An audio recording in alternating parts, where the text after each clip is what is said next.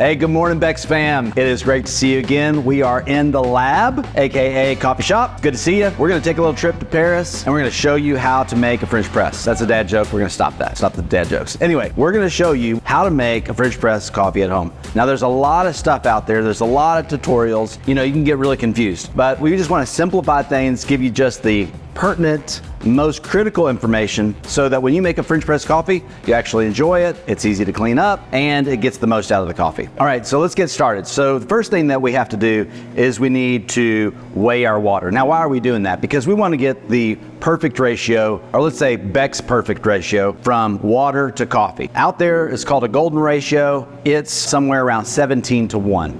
We don't like that. We like more of a platinum ratio, and that platinum ratio is 14:1. 14 parts water to 1 part coffee. Now that's important because we want a rich cup of coffee. If we're gonna go through all the trouble of making a French press, doing all the cleaning, getting fresh coffee, grinding it correctly, let's make a full pot and let's make it strong and let's make it good. Let's make it smooth. Now here is a pro tip. A lot of people go, man, you're making it too strong. It's counterintuitive to think that more coffee would create a bitter cup. In fact, more coffee creates a smoother cup and a smoother experience when you're drinking it. Now, it's counterintuitive because most people would think, hey, if I use more coffee, it's going to become more bitter. But what happens is, this is an immersion brewing method. That means that the coffee is immersed in the hot water and it is extracting the entire time.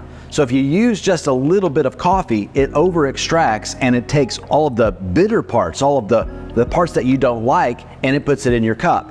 And so I know this is a lot of coffee, 14:1, but at the end, you're gonna have a smooth, very robust, buttery, velvety, smooth cup of coffee. So this is really important. Go try it and see what I'm talking about. If your coffee has been bitter in the past, it might be that you're trying to take a teaspoon of coffee and brew a gallon of coffee. That's not gonna work. So the ratio to remember is 14:1. That's Beck's platinum ratio. So first of all, we have to weigh our water. We're gonna weigh this in grams. And so this is just a regular French press. Some people call this a press pot. This is from Bodum. So anyway, we're gonna weigh this on a scale. And this one weighs at, after we tear it out, it weighs at 980 grams. So the next part that we need is our coffee. Since we started with 980 grams of water, we're gonna need 70 grams of coffee. Here's the coffee that we're using. It was just roasted a couple days ago. It's Costa Rica Terrazzo. So what I want you to notice about this is the grind and how coarse it is.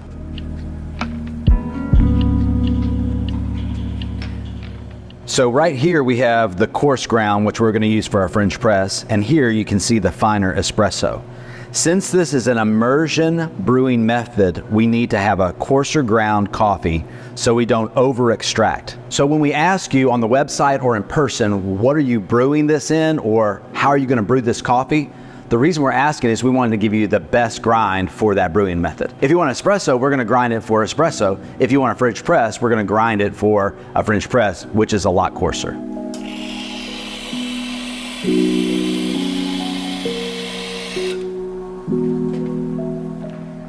All right, so we need to heat our French press. Whenever you're making coffee, whether it's a French press or espresso, whatever you're gonna be brewing in needs to be heated. Whatever you're be extracted in needs to be heated also. So that's what we're doing with the French press. We're ready to actually make coffee. I know we're going through a lot of stuff, but there's certain steps that we need to ensure that we make a really great cup of coffee. So we have a heated French press, we have our coffee, and I'm just gonna pour this out, and I'm gonna pour my coffee into the bottom of that. All right, since we're using really fresh coffee, there's a couple extra steps that we're gonna need to do because it's so fresh. Like we talked about, from store-bought to fresh roasted coffee, we gotta release that CO2, and this is how we do it. So we get our water up to 209 degrees, right below boiling. You don't have to use one of these gooseneck kettles. You can use just a regular pitcher. You can use a pan off the stove. The main thing is to get it boiling, cut the heat, and then we go, okay? Now that our water's hot, we need to saturate all the grounds.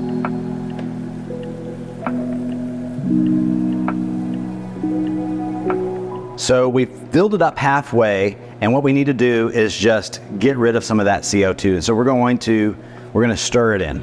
Take our trusty spoon and stir.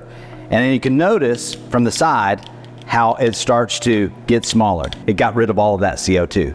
So now it's time to add some more water, stir again, add some more water, stir again. You really only have to do this stir, stop, add more water, stir again with fresh roasted coffee because it's so fresh and it blooms so much.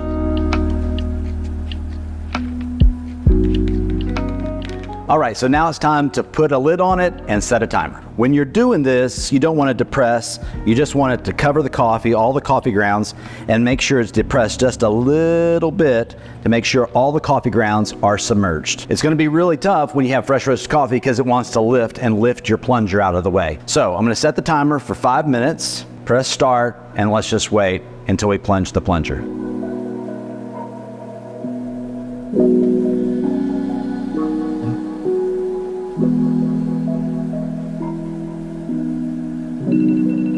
All right, time's up. Let's plunge this thing and see how it tastes. So go slowly, making sure not to make everything explode. I've heated my mug, which is awesome. Let's pour that out and let's pour us a cup. When you're pouring a cup, make sure the lid doesn't fall off by just pushing the plunger down. Let's pour this. Oh yes. Fantastic. Now, a French press cup of coffee usually is characteristic of having really a lot of body, a lot of mouthfeel. It's because it's an immersion method. You're gonna have some sediment, and some people have some techniques to get rid of that silkiness or some of that sediment in their coffee. I think if you're gonna make a French press, might as well just make it like it was meant to be made and enjoy that type of brewing style. If you want a cleaner taste, then use a filter. If you want a different kind of like a more pungent taste, use espresso. It doesn't matter. But for French press, it's gonna be velvety, it's gonna have a lot of mouthfeel, it's gonna be smooth, and I would say thick, like cowboy coffee. All right, so here, let's taste it. It's hot. Ooh. Yeah, that's pretty good. Yeah, that's excellent.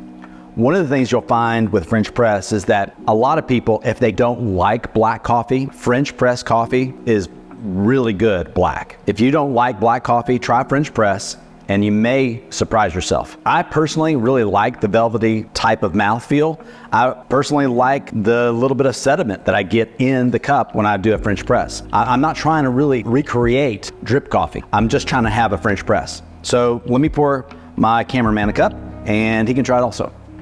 All right, guys, I'm gonna try this coffee right here. I don't know who made it, but I'm gonna try it. I'm also one of the guys he said that don't like black coffee, but I might like this. What do you think about that? Yeah, that's good. You see what I'm saying? It's just, with it being smooth? It's smooth, and the thing is also with French press is you can't see the bottom of your cup. It's not like sweet tea where it's clear. This is muddy on purpose. I really like that, especially when I get to the bottom and some cream in there. Like when you put cream in, you might see some sediment kind of pop up from the bottom, which I really like that too. That's good. All right, cool. Okay. All right, so, oh, sorry. Okay, here you go. All right. Oh my gosh. Don't dribble it. Okay. So, final result, the jury is in. French press coffee is amazing. Try it at home. Tell us what you think. Make sure you remember the Beck's Platinum ratio. That's 14:1. And we will see you next time here in the shop or here on camera. All right, until next time, thank you so much. I'm Dripping Coffee. Later. Bye.